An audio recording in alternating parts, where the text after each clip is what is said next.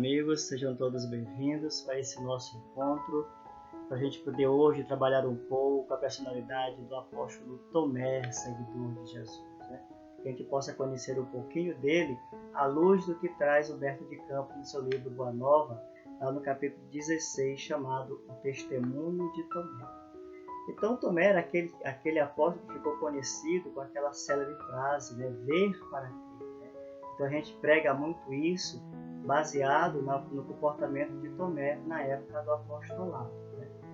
Então, quantos de nós algumas vezes não tem um comportamento muito parecido com o de Tomé? Quantas vezes a gente está descrente? Quantas vezes a gente tem a fé vacilante, né? Porque é um trabalho que a gente vem fazer dentro desse capítulo do Humberto de Campos, ele vem trabalhar a fé raciocinada e os sinais de Deus. A gente acredita em Deus, a gente está ali passando por problemas, a gente pede um sinal de que estamos amparados e tudo, e a nossa fé ela vacila. Porque eu quero o sinal, ao mesmo tempo eu digo que eu estou com minha fé raciocinada. Então se eu ainda estou vacilante, vai ficar difícil realmente eu conseguir compreender os desígnios de Deus. Vai ser difícil eu conseguir me equilibrar emocionalmente e aguardar o momento de poder compreender tudo aquilo que eu estou passando. Então eu preciso trazer a minha fé o tempo todo à tona. Sobre essa fé que eu vou me fortalecer, mas que eu creia realmente e não fique vacilando, que eu não fique nas dúvidas, que eu não fique esperando um sinal do céu para que aquele meu pedido, aquela minha angústia, aquele meu problema, aquela minha dor, ela passe. Então nesse momento nós somos um pouco do Tomé, quando a gente quer o sinal de que realmente aquilo vai passar. A gente não quer só acreditar, a gente quer saber o quando. E aí a gente sai um pouco da razão. Mas eu preciso trazer a minha fé o tempo todo fortalecida junto de mim. Então Tomé era judeu da Galileia, pescador, e o seu primeiro encontro com Jesus se deu ali no mar de Tiberíades, né? Como vem nos contar o evangelista João, quando está ali reunido Simão Pedro, Tomé, o chamado Dídimo, né? E outros apóstolos. Então aquele ali foi o primeiro encontro de Tomé com Jesus. Mas o que o Humberto de Campos veio nos falar nesse momento? Então ele conta o seguinte: conta a narrativa de Marcos que, voltando Jesus de uma de suas excursões, se encaminhou para o território de Dalmanuta, onde vários fariseus se puseram a discutir com ele para experimentar. Então esse era o papel dos fariseus o tempo todo. Era experimentar Jesus. Eles queriam sinais o tempo todo. Eles não acreditavam que era o Messias. E não acreditavam porque o Jesus ele veio parar alguns cultos exteriores, né? Porque não era mais necessário. E eles estavam presos ainda às Escrituras, estavam presos ainda às leis de Moisés. Então eles perguntavam, onde está escrito isso? É possível fazer? Ainda que os resultados da ação de Jesus eram benéficas, eles questionavam, mas por que se faz isso ao sábado? Como se curou aquele leproso? Como se curou aquele cego? Porque eram coisas que ninguém fazia antes. E aí eles chocavam. E é interessante porque a gente acredita no Messias como aquele que é o transformador, aquele que é o maior consolador, mas a gente está buscando ainda se é ele verdadeiramente que está ao meu lado. Porque eu quero o tempo todo a prosperidade. E quando essa prosperidade não vem para mim, eu não acredito, eu fico vacilante. Ou a minha fé é vacilante, ou a minha fé é racional. E eu preciso acreditar. Uma vez com fé e acreditar em Jesus, acreditar em Deus, que eu esteja fortalecido. Mas quando essa fé ela não consegue me sustentar, eu passo a sofrer. Porque eu preciso acreditar que os desígnios de Deus são insondáveis. E uma vez sendo dessa forma, eu tenho que acreditar que tudo passa, para que eu possa estar fortalecido. E os fariseus eram um desses, né? Entremostrando a dor que ele causava a incompreensão do ambiente, o mestre exclamou com sua energia serena: por que pede essa geração um sinal do céu? Por que eles estão o tempo todo interessados nisso? Analisem aquilo que eu estou fazendo, vejam se aquilo é bom ou não e esqueçam os sinais, que a minha obra é o sinal. Jesus deixava isso muito claro para eles. Eu não quero que me glorifiquem, né? Eu venho glorificar o meu Pai. O que eu faço é por obra dele. e não por mérito e vontade minha. Eu vi pela vontade do meu Pai o que Jesus esclarecia para eles naquela época. Então não importa, importa que eu creia o tempo todo, né? Que eu me fortaleça nessa fé. Alguns exigiam os milagres mais extravagantes, no ar, no firmamento, nas águas, né? Jesus não afirmava ser o Filho de Deus, então o fato dele afirmar ser o Filho de Deus era pouco para os fariseus daquela época. Eles queriam conhecer muito mais. Os milagres que eles faziam, apesar de causar-lhes espantos, eles queriam mais. Parece que assim, que era como se Jesus não conseguisse superar a si mesmo, porque a cada ação de Jesus, cada milagre que ele fazia, passava a parecer pouco e eles queriam mais o tempo todo. O que eu estou buscando realmente com Jesus? É a minha transformação e eu quero que ele prove que ele é ele mesmo. Eu preciso começar a compreender que sou eu que preciso me transformar.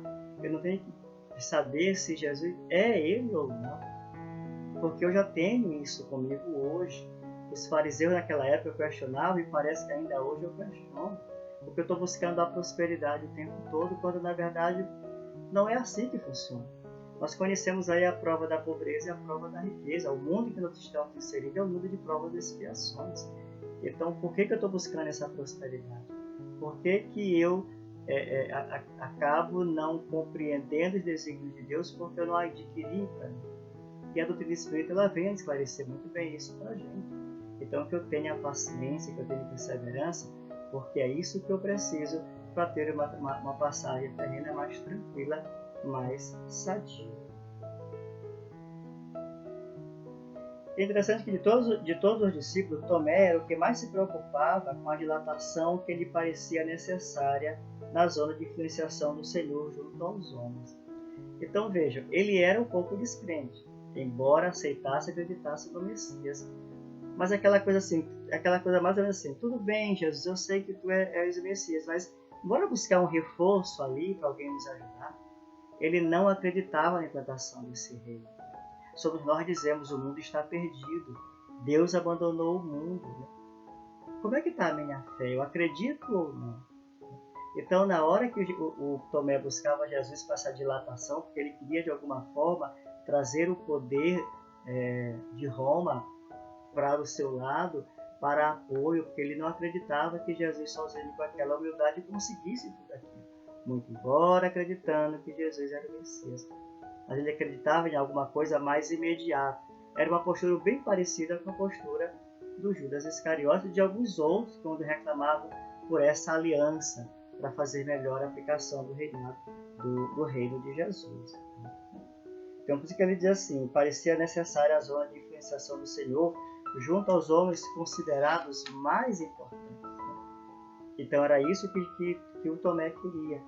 Porque como Jesus não trazia esse sinal muito claro para todos eles, simplesmente para o Tomé, que era o que queria mais o ver para crer, ele disse assim, não, deixa eu ir buscar alguém lá fora para ajudar o Jesus na implantação do seu reino. Né? Sozinho eu não vou conseguir. Então eu preciso acreditar que isso é possível. Eu preciso acreditar que a transformação depende de mim e não do outro. Para que eu possa mudar o mundo, eu preciso mudar primeiro a mim. Porque aí eu mudo, meu vizinho muda, meu amigo muda, e cada um mudando um pouco, você consegue atingir o resultado que você almeja para o mundo que você está buscando, que você está residindo. Aí trava-se o diálogo de Jesus com Tomé. Ele diz lá, Senhor, numerosos homens de importância estão na localidade e desejam um sinal de vossa missão divina. Então, naquele momento que eles estavam, ele dá uma nota, estava naquela região próxima algumas pessoas importantes. E aí Tomé vai lá e diz, né, que eles estavam ali e eles queriam ver um sinal. Então, olha a aliança que Tomé foi fazer. Né? Ele foi, em vez de fazer aliança com Jesus, acreditar aqui, ele foi buscar aquele com que tinha um pensamento parecido com ele. E será que nós não somos assim também? A gente não está buscando pessoas no nosso agrupamento, pessoas que pensam como a gente, que a gente não quer mudar. É muito mais fácil me aliar àquele que pensa juntamente comigo, que coaduna dos meus pensamentos, do que eu pegar um pensamento contrário. É a liberdade de pensamento, a liberdade de consciência. eu acredito nisso e eu acho que isso não passa daqui. Então eu não quero compartilhar e nem tentar me fazer convencido por alguém que pensa diferente de forma melhor. Eu vou me aliar àqueles que pensam exatamente como eu penso, para que eu não me sinta sozinho. Então essa é a aliança que eu faço. Então ele vai lá e se alia com aqueles outros para se ver fortalecido. Então ele está dizendo assim, olha mestre, não é só mais eu que penso assim. Tem uma multidão que quer. Não é melhor a gente trazer eles aqui e provar tudo isso? Aí ele diz mais, esclarece, olha Jesus, são altos funcionários de Herodes, né, em companhia de doutores de Jerusalém, que excursionam por essas paragens. Além disso, estão acompanhados de patrícios romanos interessados em conhecer o lago e as suas aldeias mais influentes. Então ele não só tenta convencer Jesus que há pessoas importantes, como ele começa agora a identificar os cargos. Olha, são funcionários de Herodes, doutores de Jerusalém. Como se isso valesse para Jesus. Jesus era o máximo, é o espírito mais evoluído. Ele não precisava dessas alianças, até porque ele sabia que ele era maior do que aqueles outros todos que estavam ali. Por que essa aliança? Era o ensinamento dele que ele deveria prevalecer, para isso que foi enviado por Deus para esse trabalho. Então, o Tomé acreditava que ele podia fazer essa aliança. Então, eram esses que iriam ajudar Jesus nesse trabalho. Esses viajantes ilustres, olha como ele coloca, viajantes ilustres, né? Fizeram-me portador de um convite atencioso e amável, pois vos espero em casa do centurião Cornélio de Siquim. Então eles não só querem essa prova do céu de Jesus, mas como eles não vão até lá. Eu quero que ele venha até mim. Olha a humildade deles todos. E o discurso do Tomé é bem amável, né? É um convite atencioso e amável. Mas Jesus diz, é para você vir até aqui. Eles não querem sair da posição que estão. Como é que eu quero a ajuda de Jesus se eu não saio de onde eu estou? É eu que tenho que buscar Jesus. Né? Ele está de braços abertos o tempo todo à minha espera. Mas sou eu que tenho que despertar essa necessidade para que eu possa ser auxiliado. Jesus não violenta o pensamento de ninguém. Quando tu quiseres a minha ajuda, eu estarei aqui. Mas tu precisas me buscar, porque eu estou aqui para te ajudar. A lei de livre-arbítrio, né? Eu vou buscar essa ajuda ou não vou. Mas eu preciso acreditar que um dia eu vou crescer. Então é melhor que eu cresça aliado a Jesus do que eu cresça separado dele. Então estava lá essas pessoas todas influentes, cheias de patentes, mas não queriam ir até Jesus. Era Jesus que tinha que ir até elas. Então elas se colocavam numa situação de maioridade, né? De maior autoridade, naquela situação que estava acontecendo. E aí Jesus diz, depois de tanto ouvir Tomé, as lamúrias, as queixas, a insistência dele, Jesus diz, né? Com serenidade, mas em tom algo bem doloroso com ele, diz, que desejam de mim. Jesus sabia o que eles queriam. Mas Jesus pergunta a Tomé para saber se Tomé está conseguindo compreender até o que ele quer. O que ele quer mesmo da vida com ele? Jesus pergunta, que desejas de mim? Ele diz, querem conhecer-vos, mestre. Eu estou te repetindo, querem te conhecer. Aí Jesus diz, não é necessário que eles vejam a mim, mas que sintam a verdade que trago de nosso Pai. É o trabalho de Jesus. Tudo isso que ele trouxe são ensinamentos do Pai. Então, se ele está me falando de verdade, está me falando de transformação, se ele está me falando de conduta moral, se ele me trouxe o Evangelho para me auxiliar, então que eu acredite que isso veio do Pai. Eu não acredito em Deus como Criador da Terra, então o que me falta para acreditar nesse Evangelho? Só porque ele foi trazido por Jesus, alguém, um emissário dele? Mas essas palavras são importantes. O que adianta acreditar em Jesus, acreditar em Deus, se eu não faço a sua obra? Fazer a sua obra é fazer essa transformação.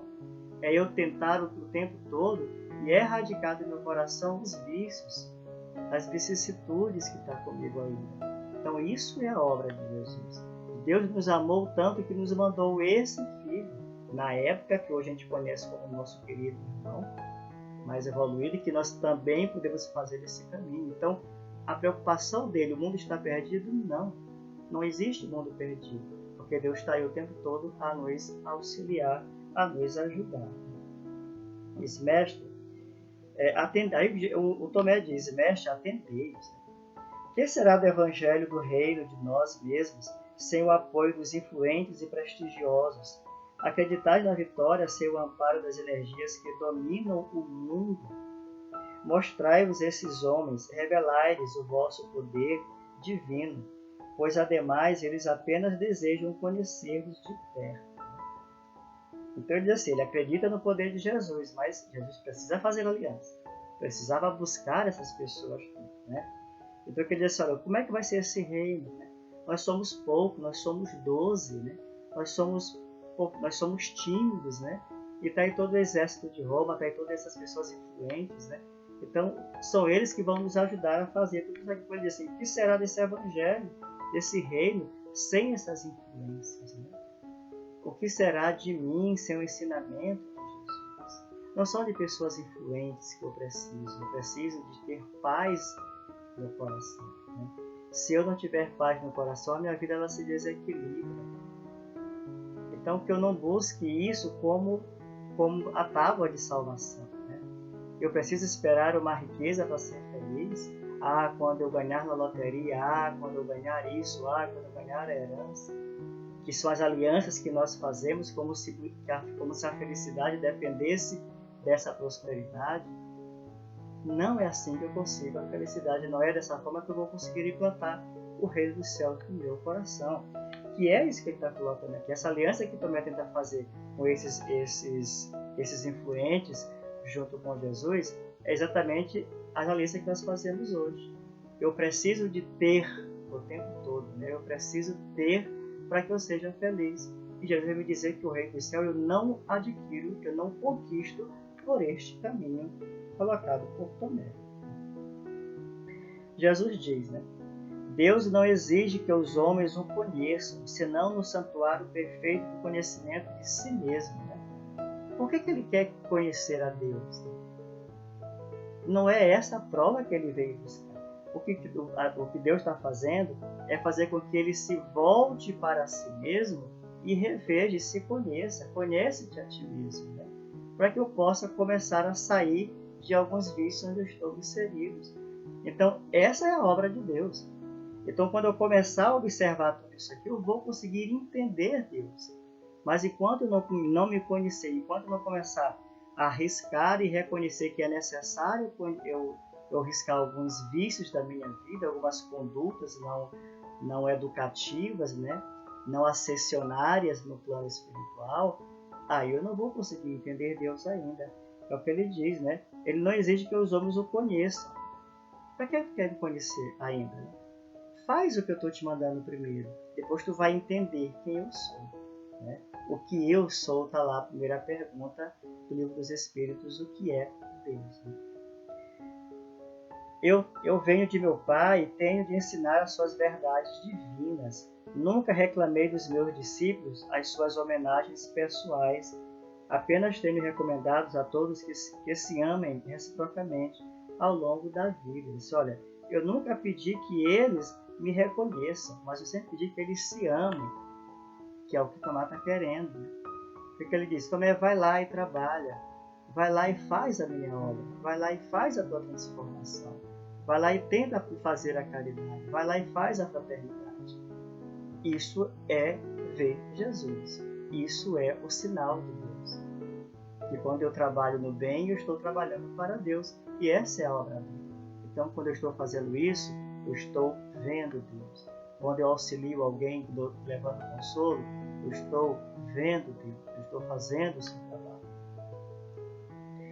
Aí Jesus diz assim, ele assim, julgas então que o evangelho do reino seja uma causa dos homens perecíveis, né? Jesus classifica esses homens influentes de perecíveis, porque estão envolvidos dentro de uma riqueza, mas que podem pegá-los por tentação. São corrompidos, se tornam orgulhosos, vaidosos por conta disso, e por isso eles são perecíveis. Agora tu imagina um reino tocado por pessoas com essas qualidades. Ele diz, se assim fosse, as nossas verdades seriam tão mesquinhas como as edificações precárias do mundo, destinadas à renovação pela morte. Então eu estou fazendo tudo isso aqui, essa prosperidade, para eu adquirir a vida eterna lá na frente, quando na verdade não é. Então não é essa edificação que nós precisamos buscar. A edificação não é a de fora, porque eles tinham poder para essas edificações todas, mas a edificação de dentro. E eu não preciso de poder para fazer isso. Eu preciso de mim mesmo, eu preciso me conhecer para fazer as maiores edificações dentro de mim e não as edificações palacianas que nós conhecemos desde a época de Herodes, quando ele tentava conhecer. A gente sabe que depois da construção do reino de Deus, após a sua ressurreição no terceiro dia, a perseguição aos judeus, a aliança que Roma fez com os cristãos, depois de muito, né? Então, assim, agora, já que eu não posso te exterminar, eu vou ter que conviver contigo. Mas não era isso que se propunha naquela época, não era essa aliança que queria. Se queria naquela época era exterminar, porque era um reino que provocava ameaças ao reinado de Herodes, ao reinado de César. Aí ele diz mais: quem será desse modo o mais forte e poderoso? Deus, que é o Pai de sabedoria infinita na eternidade de sua glória, ou um César romano que terá de rolar o seu trono enfeitado de púrpura? Né? Ele diz: Tomé, quem é mais poderoso? É César que vai rolar desse trono, que vai perder, porque ele não vai ser perpétuo, um dia ele sai. O Deus que é o tempo todo o Deus único, né? Amoroso, é o Deus de bondade, de justiça, de amor. Quem dura mais? Né? Que era o que Jesus estava tentando levar para esse esclarecimento de Tomé. O que vai durar mais? Essa riqueza que eu tenho aqui, essa aliança que eu estou preso a esse apego material, ou é melhor eu me apegar aos ensinamentos de Deus, que vai me dar uma tranquilidade, vai me trazer a paz que eu tanto busco? E Jesus já disse que a paz que ele nos traz não é essa paz que o mundo dá, mas é uma paz muito maior, que é a paz de coração, que é essa segurança que ele nos traz. E aí o Jesus ele traz mais uma reflexão onde ele diz: os pais humanos sabem que sem o seu esforço ou sem a generosa cooperação de alguém que os substitua à frente da família, não seria possível o desenvolvimento de seus filhos. No entanto, se refere à assistência material. Contudo, os homens do mundo encontram a casa edificada da natureza com a exatidão de suas leis e timbaram sempre em negar a assistência da providência divina. Então, Jesus diz assim: olha, numa casa eu não preciso do ensinamento dos pais, ainda que esses pais faltem, não tenham um substituto para levar essa edificação. Ele está dizendo: assim sou eu representando o Pai aqui. Eu preciso deixar essa casa de vocês erguida de amor e de paz. Sou eu que faço isso. Então essa família, que é esse apostolado inicialmente aqui trazido, que são aqueles que Deus confiou a Jesus, são eles os primeiros beneficiários. Foi para eles que Deus os enviou para que ele pudesse propagar ao mundo todo. Então esse era o sinal. Eu sou o Messias que estava sendo colocado naquele período.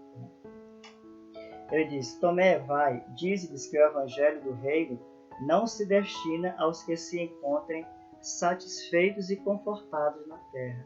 Porque eles estavam ali na casa do centurião, disseram: vai lá e traz ele aqui. Jesus disse: olha, não foi para esses que eu vim, porque esses se sentem confortados, esses se sentem realizados do ponto de vista terreno e só entendem até aí. E ele continua: eu vim, destina-se justamente aos corações que aspiram a uma vida melhor. Então eles pareciam não ter problemas. Se tinham, não se davam conta serem problemas que poderiam os afligir mais tarde. Mas Jesus colocava: eu vim para aqueles que aspiram a uma vida melhor, porque tem hoje uma vida de sofrimento. E era esses que Jesus queria atender. Era com esses que ele queria fazer as primeiras alianças. Ele não estava preocupado com alguém que estava em alta posição, porque aqueles ali teriam suas correções um dia. Mas principalmente, primeiramente, eram esses aqui. Por isso que a propagação do Evangelho foi muito mais rápida, porque ele se utilizou desse aqui. desse povo que necessitava de uma paz, de um consolo, que Jesus levou e eles acreditaram. Mas não desse povo do Sinédrio, desse povo do Império Romano, que Tomé queria que ele fizesse. A nossa senha, Tomé, é a nossa própria exemplificação na humildade e no trabalho. Então, tipo assim, Tomé, vai lá e mostra o trabalho. A nossa exemplificação, o que eu faço, o que eu aprendo a partir da doutrina espírita, é a minha exemplificação, é o sinal de Deus. Ele disse, vai lá e mostra o trabalho que tu aprendeste, vai lá e mostra o que eu te ensinei. Esse é um sinal. Se tu aprendeu, veio de alguém, veio de Deus, trazido por mim. Então ele diz, vai lá, né? A nossa senha é a nossa própria exemplificação. A minha transformação me faz acreditar e faz aos outros acreditarem que existe um Pai amoroso, justo e bom, que me fez educado, que me trouxe instrumentos de transformação, que eu me educasse. Está aí o Evangelho de Jesus, nós estamos aí voltados para as casas de espírito, nós estamos voltados para os templos religiosos, mas buscando educação para que a gente possa se transformar para uma vida melhor, para que eu possa receber esse passaporte do reino dos céus que tanto Tomé buscava. Quando quiser esclarecer o espírito de alguém, nunca lhe mostres que sabes alguma coisa. Sofre, porém, com as suas dores e colherás o resultado. A redenção consiste em amar intensamente, né? Que é a palavra que Jesus finaliza, né? Mostra que sabe alguma coisa. Sofre junto com ele, né? Está lá a caridade, né? Benevolência para com todos, indulgência para com os erros alheios, né? E o perdão das ofensas. Então, esse é o tripé da caridade que Deus pede que a gente mostre o tempo todo. Esse é o sinal da obra de Deus. Esse é o sinal de que eu verdadeiramente aprendi com isso. Mas, enfim, aí tudo isso aqui acontece, passa. O Tomé parece não acreditar muito. Ele se fortalece na crença do Messias, mas a sua fé ainda fica um pouco inabalada. E aí, não obstante a advertência do Messias feita no cimo da cruz da humilhação e do sofrimento, o discípulo continuava naquela atitude que se caracterizava por dúvida quase invencíveis, né? Ela não estava vencido todo. O que aconteceu? Jesus passou pelo Calvário, se apresentou para alguns apóstolos, né? E ele não estava presente, né? Parecia assim aquele aluno, né? Que falta às aulas e quer fazer uma prova. Não estava presente com os outros quando Jesus apareceu. Quando eles contaram, foi o que ele disse: eu não acredito. Eu só vou crer se olhar o Messias, se eu ver as suas chagas e se eu puser o dedo em suas feridas. Então é assim, é muito fácil a gente não querer admitir que não aprendeu e reclamar da prova que estava difícil porque eu perdi a aula. É muito fácil eu não reconhecer que eu não assisti, a dizer que o professor colocou uma prova muito difícil. Eu passo por situações, tribulações na minha vida, provocadas por mim mesmo, mas eu não quero acreditar, não quero admitir que foi por um erro meu. Eu prefiro culpar o outro, culpar a Jesus, porque não me viu com outros olhos. E esse era o Tomé, que não estava na sala de aula no momento correto e não acreditou. Como é que ele pode reclamar que o Messias não esteve junto aos demais se ele não estava presente, né? No que se referia ao raciocínio, Tomé mantinha certas restrições. Sua alma se deixava empolgar por inúmeras indecisões. Então ele ficava ali vacilante o tempo todo. E aí Jesus vai no segundo momento, aparece, tenta sondar os pensamentos de Tomé, e aí ele vai lá e diz: Tomé, toca. O Senhor, percebendo os pensamentos mais ocultos, aproximou-se do discípulo de fé vacilante e o convidou a tocar-lhe as chagas. Tomé, põe a tua mão nas minhas chagas e não te esqueças de que é o sinal. Aquele sinal que ele tanto buscava, passou a vida inteira buscando, passou aquele apostolado todo, estava ali naquele momento. Jesus ressuscitado, após fazer todas as suas pregações, após ter falado tudo aquilo que estava previsto nas Escrituras.